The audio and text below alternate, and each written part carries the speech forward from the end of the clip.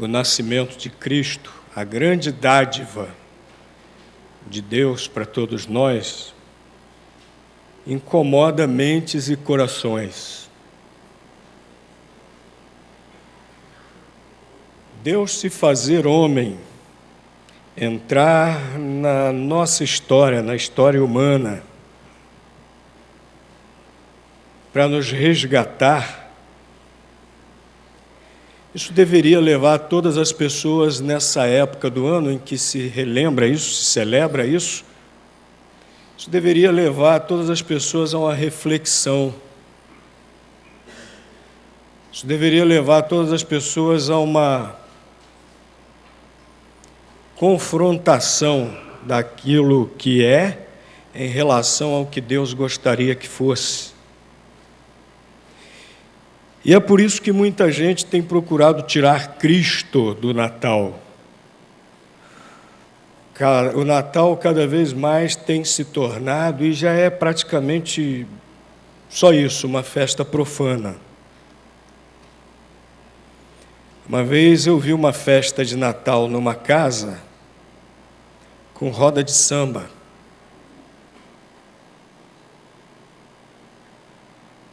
Soube que no estado da Califórnia é proibida qualquer manifestação pública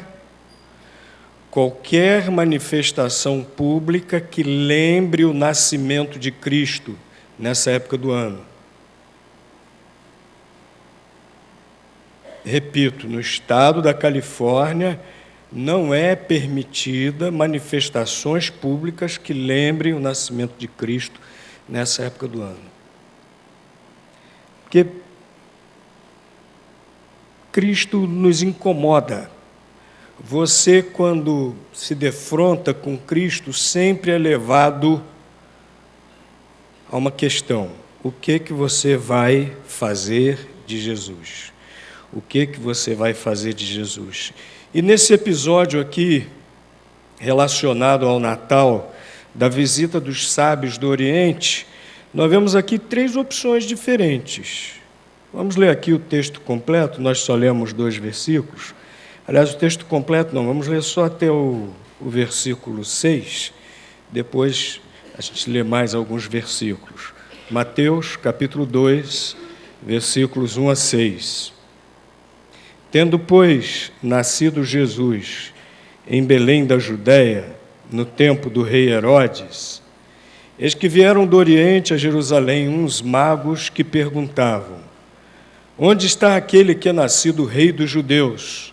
Pois do Oriente vimos a sua estrela e viemos adorá-lo. O rei Herodes, ouvindo isso, perturbou-se, e com ele toda Jerusalém. E reunindo todos os principais sacerdotes e os escribas do povo, perguntava-lhes onde havia de nascer o Cristo.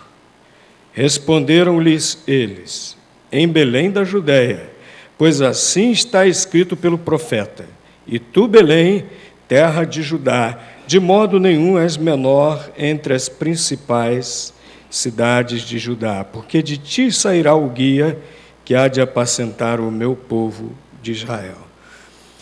3 atitudes, 3 opções em relação a essa escolha, cada um tem que fazer. O que você vai fazer de Jesus? A primeira que quero destacar aqui é a atitude de Herodes, de total rejeição a Jesus. De alguma maneira, aqueles magos, aqueles estudiosos que vieram do Oriente, provavelmente da região ali próxima da antiga Babilônia, haviam ouvido falar das profecias a respeito da vinda de Jesus. Alguns estudiosos da Bíblia conjecturam que teria sido o período que o povo de Judá passou no cativeiro na Babilônia, que deveria ter passado essas coisas ali para os babilônios. O fato é que aqueles sábios sabiam da vinda de Jesus, sabiam inclusive do título dele, dado pelos profetas de Rei dos Judeus, e sabiam que surgiria uma grande luz, um grande sinal no céu quando ele nascesse. Lá no livro de Isaías, Lá no livro de Isaías, no capítulo 9, versículo 2, há uma profecia a respeito disso, que diz que o povo que estava em trevas viu uma grande luz. O povo que estava em trevas viu uma grande luz. O fato é que aqueles sábios sabiam, e quando eles viram aquela estrela, totalmente diferente, deveria ser uma estrela que brilhava muito realmente, uma grande luz. Eles perceberam, nasceu o Salvador prometido. E empreenderam uma grande jornada do Oriente e chegaram a Jerusalém e foram perguntar ao rei Herodes. O rei Herodes não era um soberano legítimo de dinastia ali de Israel, não. O seu pai servira bem aos romanos, era muito rico, e comprou para os seus descendentes, comprou para o seu filho o título de rei. Era um rei fantoche, um rei vassalo, ali em Jerusalém, o rei Herodes, rei vassalo do Império Romano. Qual foi a atitude dele? Nós acabamos de ler. Qual foi o sentimento dele quando os magos o inquiriram a respeito do Salvador que havia acabado de nascer, o Rei dos Judeus? Versículo 3, nós lemos. Quando o rei Herodes ouviu isso, perturbou-se. Ele não gostou da boa nova do nascimento de Jesus. Nós, se olharmos o versículo 13, o final do versículo 13, diz que Herodes há de procurar o menino para o matar. E Herodes fez isso, ele inquiriu aos religiosos, aos especialistas nas escrituras sagradas, onde haveria de nascer o menino. E aqueles escribas, aqueles sacerdotes, citando a profecia lá em Miqueias, capítulo 5, versículo 2, disseram, ora, em Belém. E o que Herodes fez? Deu ordem aos magos para que, quando retornassem, relatassem tudo a ele, porque ele queria matar aquela criança, planejou matar. Ele não queria que Jesus fosse rei. Ele queria ser rei no lugar de Jesus.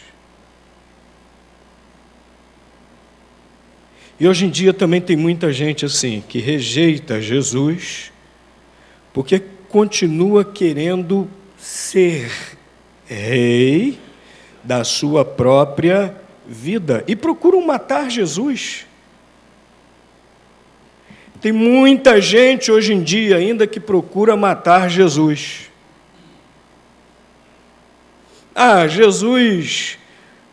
Jesus não é o que a Bíblia diz. A Bíblia, os evangelhos, aí lá vem aquele monte de elucubrações. A Bíblia, os evangelhos estão errados. O que está certo são aqueles evangelhos gnósticos, estão falando do que não sabem, do que não entendem. Os evangelhos foram escritos pouco tempo depois da vida de Jesus. Os evangelhos que estão aqui na Bíblia são consideradas pelos estudiosos sérios as fontes mais fidedignas a respeito da vida de Jesus. Esses outros chamados evangelhos de Judas, evangelho de São Tomé, evangelho dos gnósticos, foram produzidos quase 300 anos depois de Cristo, por pessoas que imaginavam detalhes e acrescentavam e distorciam e assinavam pseudepígrafos, ou seja, assinavam usando o nome de outras pessoas. assinavam como se fosse Tomé, assinavam como se fosse Filipe, assinavam como se fossem uma das Marias que foram discípulas de Jesus. Ora, uma pessoa que mente ao assinar é digna de crédito em suas informações? E as pessoas querem matar Jesus, tirando o crédito dos evangelhos da palavra de Deus. As pessoas querem matar Jesus, dizendo que tudo isso é fato, é mito. As pessoas querem matar Jesus, dizendo que ele não ressuscitou. Ora, ressuscitou sim, tanto que dividiu a história em antes e depois de Cristo. Foi algo tão extraordinário que causou um impacto muito grande naquela época e causa impacto até hoje. Mesmo quem não crê em Cristo, mesmo quem não crê nele, tem que falar em Jesus cada vez que diz em que ano estamos. Em que ano estamos? 2015, depois de Cristo. Tentam matar Jesus, por quê? Porque não querem se submeter a ele. Se admitirem que Jesus é real, se admitirem que Jesus é quem a Bíblia, a palavra de Deus, fala a respeito dele, terão que se submeter a ele, ou terão que admitir que preferem a rebeldia do pecado. Herodes queria ser rei, não queria que Jesus fosse rei. Herodes tentou matá-lo. Muitas pessoas tentam matar Jesus, porque querem continuar reinando em suas próprias vidas. Essa não é a atitude correta, não é a escolha correta a respeito de Jesus. Mas há outro exemplo aqui também, é dos escribas, dos principais sacerdotes, a quem Herodes foi consultar, onde nasceria o Messias. Eram homens que conheciam as Escrituras, que conheciam profundamente a palavra de Deus e só acabou aí. A Bíblia para eles era só uma fonte de estudo, de estudar a tradição dos seus antepassados. A Bíblia para eles, o Antigo Testamento, que era a Bíblia daquela época, era só a base que contava de onde surgiu a sua religião. Porque eles já haviam acrescentado tantas regrinhas, que a base da sua religião não era mais a Bíblia. A base da sua religião eram as regrinhas que eles haviam criado. E eles foram lá, eles conheciam as Escrituras, conheciam as profecias a respeito do Messias, e simplesmente disseram, a resposta está aqui no livro do profeta Miqueias, capítulo 5, versículo 2. Ele nascerá na cidade de Belém. E daí, total indiferença. Tinham em suas mãos algo valiosíssimo, que, no sentido de que poderia transformar os seus corações, poderia transformar as suas vidas, poderia transformar até mesmo o que lhes reservava a eternidade, poderia transformar a sua religião tão estéril, tão legalista, tão caduca, num verdadeiro relacionamento com Deus, mas aquilo para eles nada significava, apesar de serem homens tão religiosos. Eram homens religiosos que conheciam as Escrituras e se satisfaziam com suas tradições, com os seus rituais, e eram indiferentes a essa boa nova de que o Salvador havia nascido. Olha, também há pessoas assim hoje, como aqueles escribas, como aqueles sacerdotes, pessoas hoje até religiosas, pessoas hoje que até conhecem a Bíblia, até conhecem o Evangelho, mas não faz diferença nenhuma em suas vidas, são completamente indiferentes, já acomodados a uma religiosidade que vai levando-os como uma correnteza, como um rio, e acomodados de Jesus Cristo. Pessoas que conhecem o Evangelho até, mas não tomam uma decisão ao lado de Cristo, completa indiferença, como os escribas, os sacerdotes. E o último exemplo de escolha, de atitude em relação a Cristo é dos magos. Exemplo de fé em Cristo. Quando eles viram o sinal anunciado, eles creram, eles não duvidaram. Eles podiam ter visto o sinal no céu, que bom, nasceu o Salvador prometido. Que bom, ali está a estrela dele. E cada um iria para sua casa, continuaria a sua vidinha. Mas fé verdadeira em Cristo implica em atitude. E eles tomaram uma atitude, vamos até ele, casa de Jesus.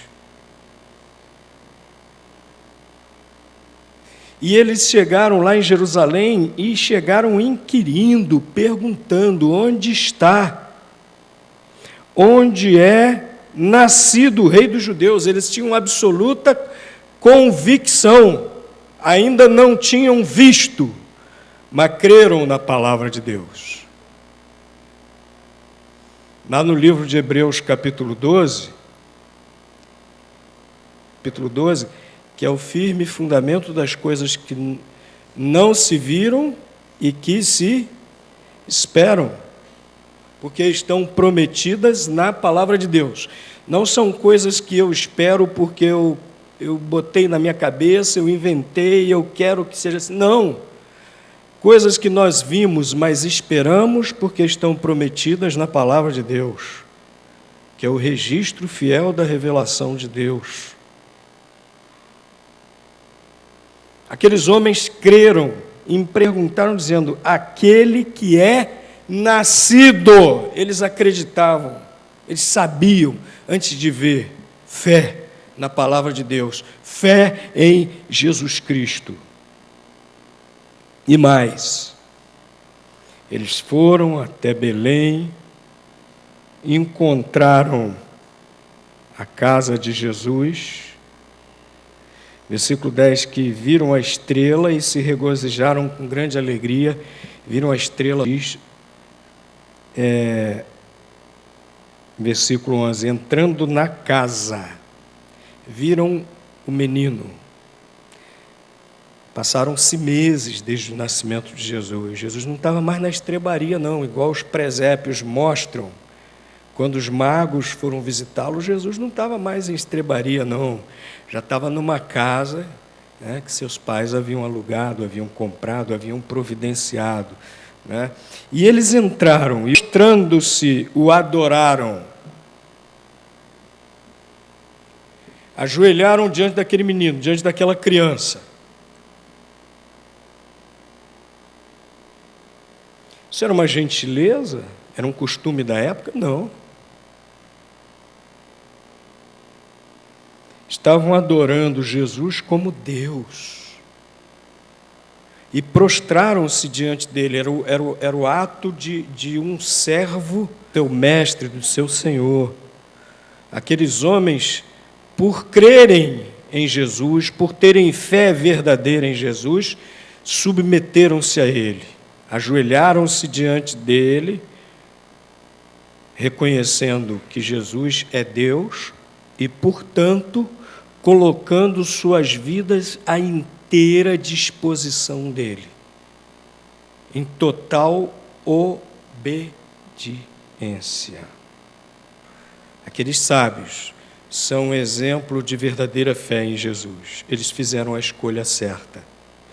Eles não ficaram indiferentes, eles não rejeitaram, eles foram até Jesus com o coração cheio de fé, que aquele menino é Deus, que se fez homem para nossa salvação e submeteram suas vidas. A palavra de Deus diz que é perdoado de seus pecados, tem sua comunhão com Deus restaurada, tem certeza de vida eterna no céu com Deus, todo aquele que faz isso que esses homens fizeram. Porque, como nós lemos na palavra de Deus ainda há pouco, Jesus Cristo sofreu a morte na cruz, trazer perdão para os nossos pecados. Sofreu o castigo por nossos pecados e ressuscitou, provando que Ele falou a verdade, provando que realmente Ele pode perdoar os nossos pecados, pode nos dar vida e vida eterna. Porque Ele é Deus, porque Ele é Rei, porque Ele é Senhor, porque Ele é Salvador. E escolheram Jesus e submeteram-se a Ele.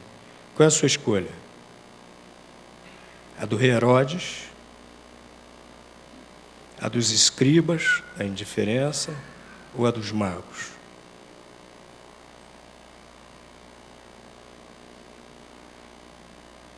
Que Deus o confronte com essa escolha no sentido de você fazer a escolha certa e prostrar-se diante de Jesus em verdadeira, sincera adoração. Entrega a sua vida ao Senhor Jesus. Amém.